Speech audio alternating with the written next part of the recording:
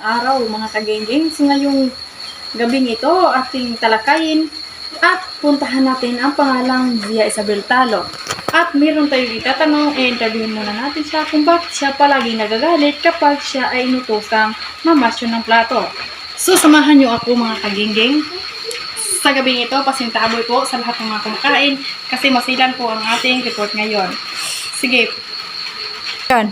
So, andito po ngayon si Zia Isabel Talo at ang ating siyang tatanungin po bakit siya ay laging nagagalit kapag siya ay tuwing uutusan ng pamasyo. So, pakilala ka muna, ma'am. Ako po si Zia Isabel Talo, nakatira po sa Isindil, Lanao del Norte. At meron lamang ako itatanong sa iyo. Bakit ka po palaging nagagalit sa tuwing ikaw ay pamasyuhin ng plato? Kasi paggabi, akin kuya. Pag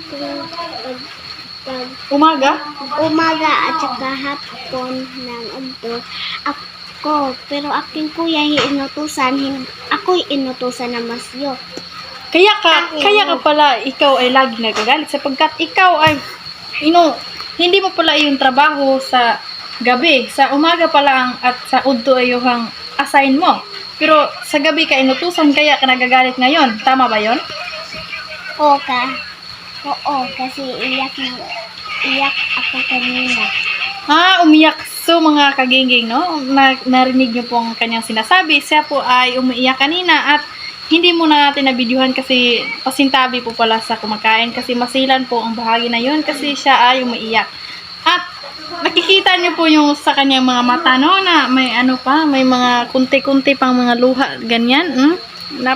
Pero ngayon masaya na siya kasi binigyan siya ng lollipop ng aming mga crew at ating mga kagenggeng rin. So,